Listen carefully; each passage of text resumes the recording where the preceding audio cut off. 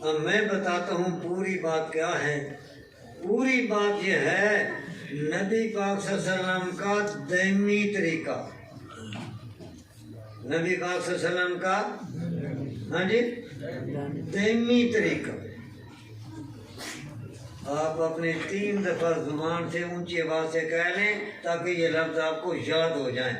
अब मैं पूछता हूँ, नबी के सुन्नत किसे कहते हैं? दामी तरीका।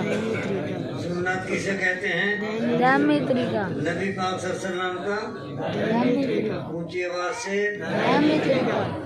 ऊंची आवाज से, दामी तरीका। नबी पाक सल्लल्लाहु अलैहि वसल्लम का दैमी तरीका, नबी पाक सल्लल्लाहु अलैहि वसल्लम का दैमी तरीका। आप बताएं नबी पाक सल्लल्लाहु अलैहि वसल्लम का, आप बताएं। हाँ जी, ना, नबी पाक सल्लल्लाहु अलैहि वसल्लम, नबी पाक सल्लल्लाहु अलैहि वसल्लम का दैमी तरीका, नबी पाक सल्लल्लाहु अलैहि वसल्लम का। आप, हाँ, याद हो गया, नबी पाक सल्लल्लाहु अलैहि वसल्लम का दैमी तरीका, ये है सुन्नत। अब मैंने ये दैमी का लफ्ज क्यों बढ़ाया? सिर्फ ये नहीं कि नबी पाक का तरीका, नबी पाक सल्लल्लाहु अलैहि वसल्लम का दैमी तरीका, ये मैंने क्यों कहा? इसलिए कि जब, और ये अल्हम्दुलिल्लाह 56 साल हो गए मुझे हदीस पढ़ाते हुए, और हर साल मैं मुकम्मल बुखारी शरीफ भी पढ़ाता हूँ, तिरमिज़ी शरीफ भी पढ़ाता हूँ। तो उस तहकीक की रोशनी में मैं आपके सामने ये बात कर रहा हूँ कि दैमी तरीका ये क्यों कहा मैंने। जब हम हदीस की किताबें देखते हैं और हदीसें पढ़ते हैं, हदीसें देखते हैं, तो नबी इस्लाम के 2 किस्म के तरीके हमें नज़र आते हैं।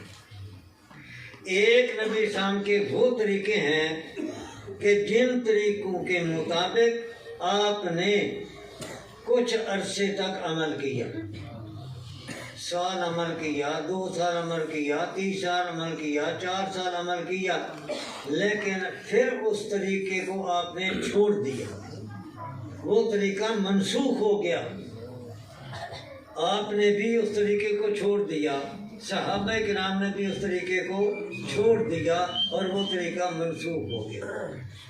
उसकी जगह फिर और तरीका अल्लाह की तरफ से बता दिया गया, अल्लाह की तरफ से और तरीका मुतबादिल बता दिया गया, और वो बाद वाला तरीका फिर मनसूख नहीं हुआ, वो आगे चलता रहा, जारी रहा नबी इस्लाम की आखिर ज़िंदगी तक, हत्ता के बाद में सहाबा किराम के अंदर और या अल्लाह के अंदर, अहलुल्लाह के अंदर आगे वो तरीका जारी रहा। ये है दैमी तरीका। तो जो तरीके छोड़ दिए गए, मनसूख हो गए, मेरे प्यारे, वो सुन्नत नहीं है। सुन्नत वो है जो नबी सामने आखिर ज़िंदगी तक तरीके जारी रखे, उनके मुताबिक अमल करते रहे, ये दैमी तरीका सुन्नत वो होगा। दूसरे लफ्ज़ों में मैं यूँ कहूँ कि जिन तरीकों को नबी सामने छोड़ दिया, उनका छोड़ देना सुन्नत है, और जिनको नहीं छोड़ा, आखिर ज़िंदगी तक जारी रहे, उनको पर अमल करना ये सुन्नत है। ये बात समझ आ गई कि आपके तरीके 2 तरह के, दोबारा कह रहा हूँ। एक वो तरीके कि कुछ अर्सा तक आपने अमल किया, फिर वो तरीके मनसूख हो गए, वो तरीके मनसूख हो गए, आपने भी वो छोड़ दिए तरीके, सहाबा किराम ने भी वो छोड़ दिए, और बाद में जो तरीके शुरू हुए वो आखिर तक जारी रहे। ये दैमी तरीके जारी रहने वाले ये सुन्नत हैं, और जो तरीके छोड़ दिए गए मेरे प्यारे वो सुन्नत नहीं।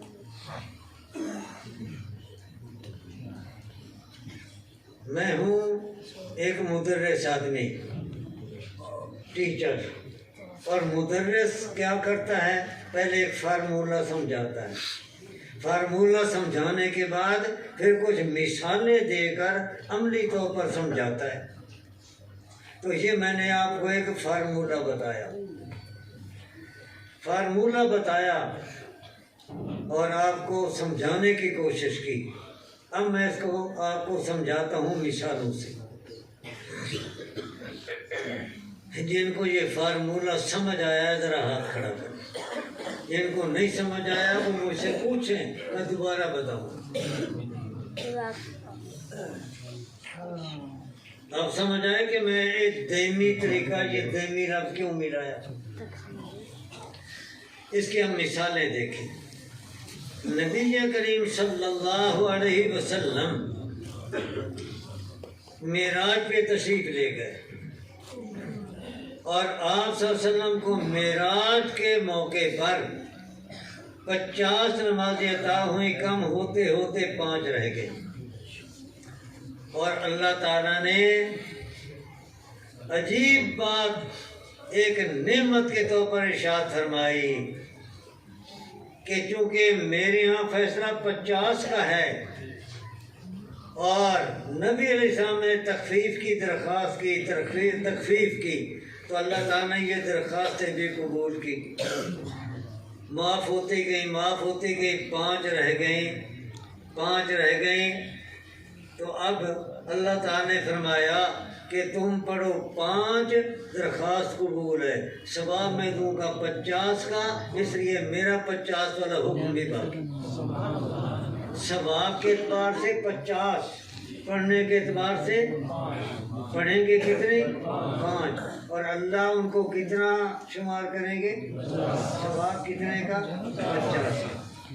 ये बात तो सबको मालूम है, लेकिन जो मैं आपको एक हदीस में आई हुई बात बताना चाहता हूँ और आप में से उम्मीद है कि ये बात पहली दफ़ा सुनेंगे।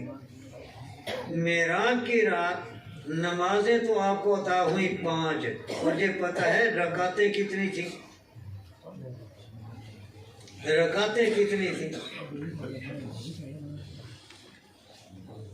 नहीं पता। रकातें मगरिब की 3, इशा की भी 2, फजर की भी 2, ज़ोहर की भी 2, असर की भी 2। मगरिब की सिर्फ 3 रकातें, बाकी सब 2।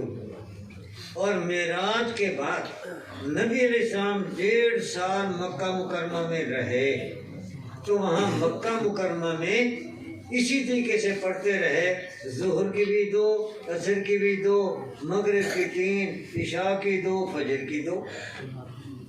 हत्ता के जब हिजरत करके मदीना मुनव्वरा आए तो वहाँ कुछ अर्सा के बाद अल्लाह ताला ने इस तरीके को बदल दिया। वो 2 रकातों वाला तरीका बदला, मनसूख कर दिया। किस तरीके से कि अगर तो कोई है इकामत की हालत में मुकीम है तो वो ज़ोहर की 4 पढ़े, असर की भी 4 पढ़े, इशा की 4 पढ़े। ये जो 3 नमाजें थीं इनकी रकातें 2 से 4 कर दी गई। किसके लिए? मुकीम के लिए।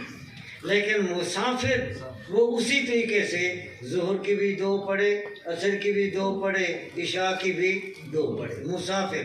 लेकिन जो मुकीम है वो ज़ोहर की 4, असर की भी 4, इशा की भी 4, अलबत्ता मगरिब की उसी तरीके से 3, फजर की भी उसी तरीके से 2।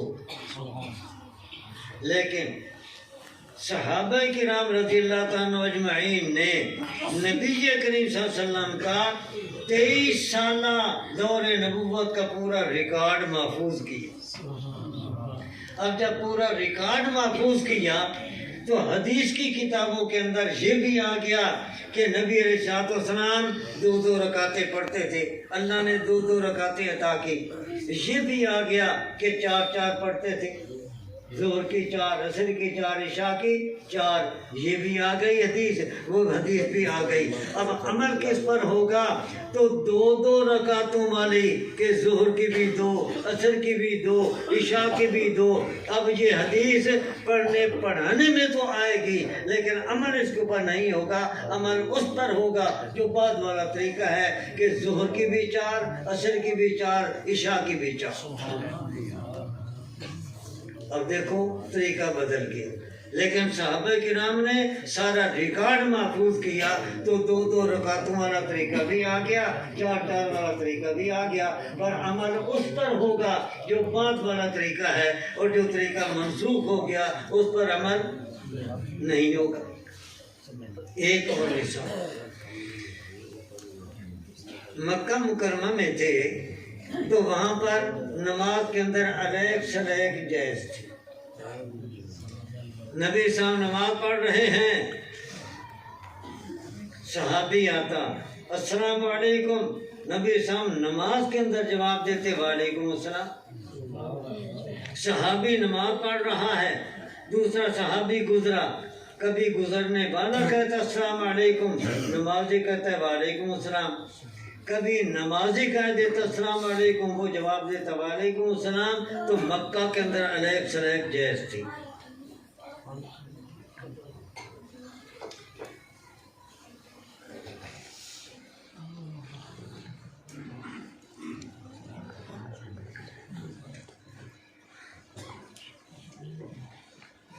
मक्का का ये मसला था हजरत, और आपको ये मालूम है कि सहाबा किराम ने एक हिजरत की है मक्का से हबशा की तरफ, और दूसरी हिजरत हुई है मक्का से मदीना मुनव्वरा की तरफ।